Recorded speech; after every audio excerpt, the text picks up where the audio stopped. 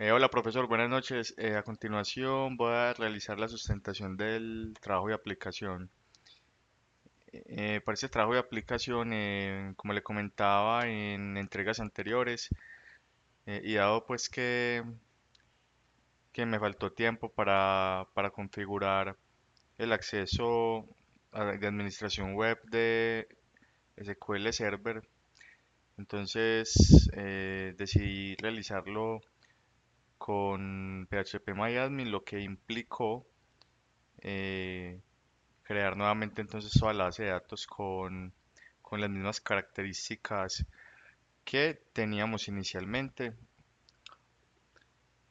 Para realizar la publicación se utilizó WAMP Server, aprovechando, como todos sabemos, que trae integrado el servidor web y en este caso PHP al igual que el motor de MySQL. Se instaló localmente. Se realizaron unas configuraciones de Apache para permitir conexiones remotas y se validó con el proveedor de internet para realizar un port forwarding en el router, ya que no está en modo bridge porque no tengo routers personales. Entonces, para la primera parte, el primer objetivo, que es acceder desde internet a la base de datos. Entonces por acá tenemos este hipervínculo donde aparece mi IP pública. Podemos comprobar por aquí que esta es mi IP pública 181.137.130.209 y aparece el enlace a phpMyAdmin, el cual entonces vamos a ejecutar a través de un proxy, eh, lo cual equivale a que estoy navegando en este caso desde Holanda y vamos a acceder a la base de datos para administrarla inicialmente. Vemos que se requiere una autorización. Utilizamos las credenciales inicialmente de root que están descritas en el mismo trabajo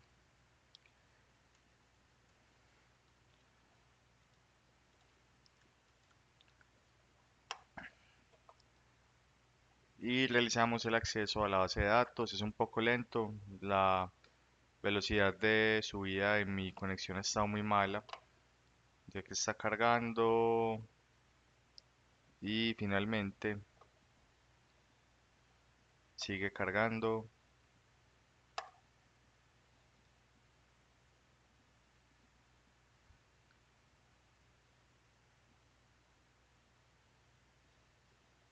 Bueno, esto aquí ya es problema de conexión a internet. Esperemos pues que no se me genere un timeout por acá. Bueno, ya comenzaron a cargar los elementos del administrador PHPMyAdmin con la base de datos de agencia Casting. Aquí se pueden observar todas las opciones de administración comunes. Como somos root, tenemos la potestad de acceder al apartado de usuarios para temas de grant, es decir, de asignar permisos, de negar, etcétera. Y vamos a ver claramente que tenemos los mismos usuarios que contenía la base de datos en trabajos previos en SQL Server. En este caso tenemos el usuario de lectura y escritura, el cual tiene permisos para realizar tareas sobre, eh, en este caso, la base de datos de agencia Casting, que es el objetivo.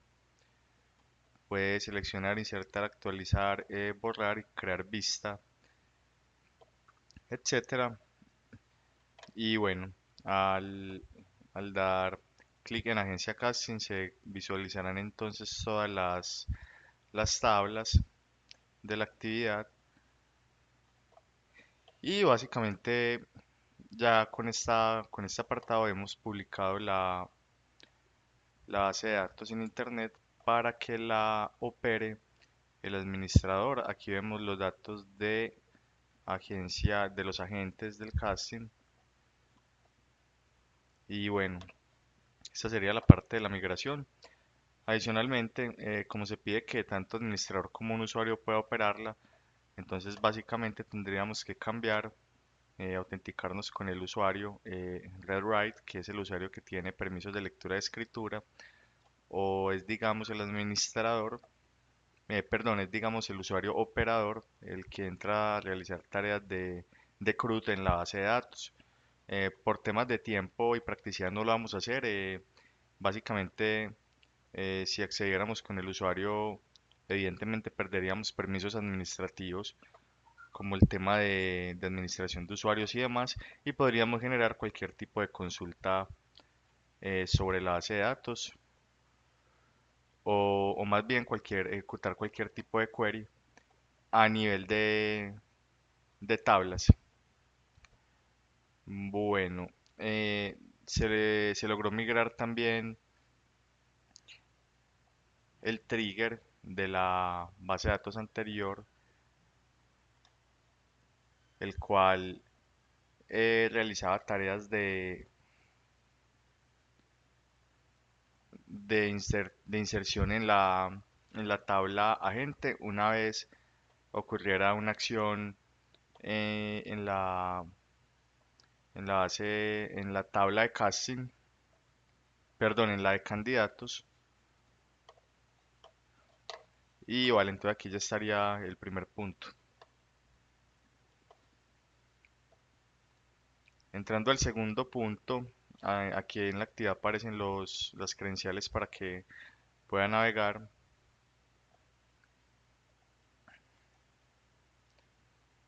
Bueno, en el segundo punto nos piden especificar las diferencias entre una base de datos relacional, orientada a objetos y distribuida.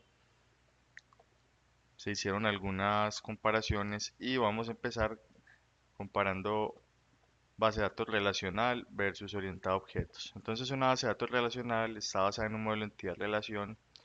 Una base de datos orientada a objeto se basa en el paradigma de programación orientada a objetos, es decir, a partir de ella podemos enunciar atributos y métodos, los cuales van a permitir ejecutar diferentes acciones por usuarios. Es decir, estamos llevando una definición de datos con relación a unos métodos con acción, los cuales más adelante veremos que tienen la ventaja de que se pueden conectar con frontends y como tal con interfaces que un usuario eh, de la aplicación puede entrar a operar. Siguiente diferencia, se presenta la base de datos como una entidad relacional compuesta de filas y columnas. Efectivamente, lo que hablaba anteriormente. Aquí vamos a tener una definición y una representación de la base de datos basada en un modelo de entidad-relación, el cual sabemos que tiene fila, columnas, definición de llaves y relaciones, en este caso pues que marcan cardinalidades entre diferentes entidades. En este caso la base de datos orientada a objeto, podemos decir que cada elemento hace referencia a un objeto basado en el paradigma de la programación orientada a objetos, la cual eh, parte de definir clases y generar relaciones que veremos en la siguiente actividad de agregación y segregación, donde se establece una cardinalidad diferente a la que se hace en la base de datos relacional. Siguiente diferencia, base de datos relacional, definición explícita de funcionalidades y orientado a objetos, definición que encapsula la lógica de negocio mediante clases, mediante métodos, etcétera. Es decir, en en el modelo de entidad-relación, yo como usuario operador de la base de datos debo, eh, yo conozco como tal la definición de las tablas, de las columnas, mientras que cuando lo veo de una perspectiva orientada a objetos, de alguna manera la lógica y la estructura de esa base de datos es transparente para los usuarios ya que están interactuando y desencadenando acciones desde interfaces gráficas de usuario, desde frontends, etcétera. Siguiente diferencia, base de datos relacional, por sí sola no permite disfrutar de las ventajas de la programación orientada a objetos. Es decir, yo puedo tener una base de datos con un gestor, con un administrador como el que acabamos de explicar en el punto uno, pero sin embargo yo no voy a tener la posibilidad de, de enlazarla y hacerla parte de una aplicación completa, y simplemente va a tener una capa de datos, mientras que al utilizar el paradigma de orientado a objetos, podemos entonces ya comenzar a generar arquitecturas con más capas, lo cual implica que vamos a tener funcionalidades ya de cara al usuario. Con respecto a la base de datos distribuida, básicamente tenemos que son un esquema donde una base de datos se distribuye geográficamente, no necesariamente a nivel de diferentes países, pero sí en lugares físicos diferentes, y se interconectan, y entre todas pueden generar esquemas de redundancia, o inclusive cada una puede tener una parte de su definición. Aquí aparecen algunos puntos interesantes. Entonces dice: el esquema de base de datos es marcado por instancias distribuidas a nivel físico en diferentes ubicaciones geográficas. Diferentes motores de bases de datos conviven. Esto quiere decir que a través de un bus de comunicaciones existe interoperabilidad entre diferentes motores de bases de datos y tecnologías, favorabilidad a nivel de redundancia y alta disponibilidad. De igual forma, puedo físicamente tener a salvo eh, diferentes conjuntos de datos, o inclusive tener diferentes esquemas de redundancia, lo cual apoya la disponibilidad de la aplicación. Y finalmente, dependen de una buena red de telecomunicaciones en casos de distribución física con distancias considerables. Es decir, se recomiendan canales dedicados, eh, ojalá de fibra óptica. Obviamente el costo comienza a elevarse, pero es una manera óptima de trabajar con estos esquemas de bases de datos. Finalmente, la base de datos distribuida, la orientada a objetos y la relacional, más que ser una alternativa, son diferentes, es la transformación de un esquema al otro. Es decir, por ejemplo, yo no puedo obtener una base de datos distribuida si previamente no definí un esquema entidad-relación para definir la lógica de mi base de datos, o inclusive si anteriormente no relacioné unos métodos o unas acciones con atributos, utilizando la programación orientada a objetos. Finalmente, a través de la siguiente URL podemos acceder a la publicación del tercer punto, donde se lleva la base de datos que habíamos creado a una base de datos orientada a objetos. Entonces acá vamos a mirar eh, cuál va a ser la estructura de lo que era una entidad. En este caso,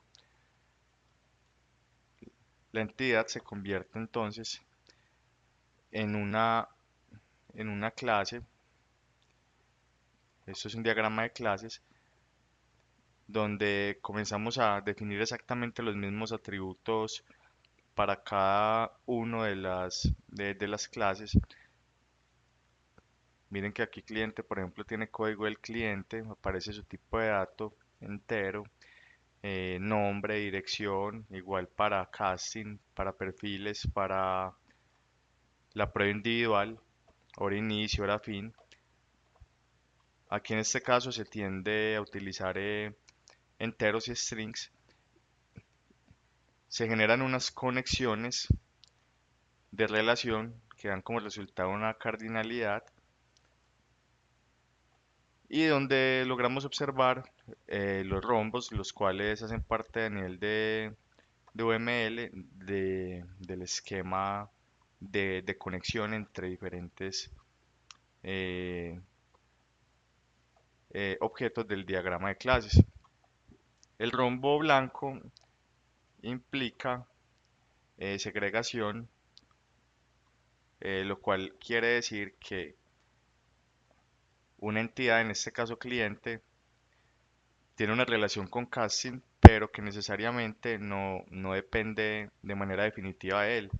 Es decir, si casting se destruye, los clientes pueden seguir existiendo.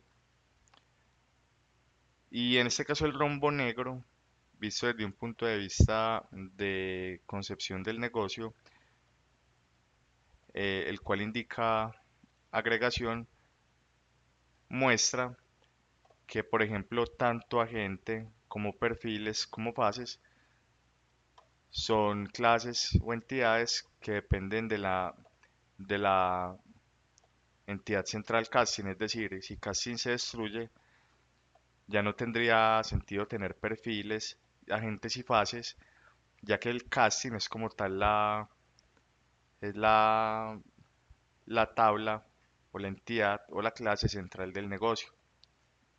De igual forma que se siguen relacionando las diferentes clases. Vemos que, por ejemplo, un candidato posee relaciones de agregación con perfiles, con la prueba individual.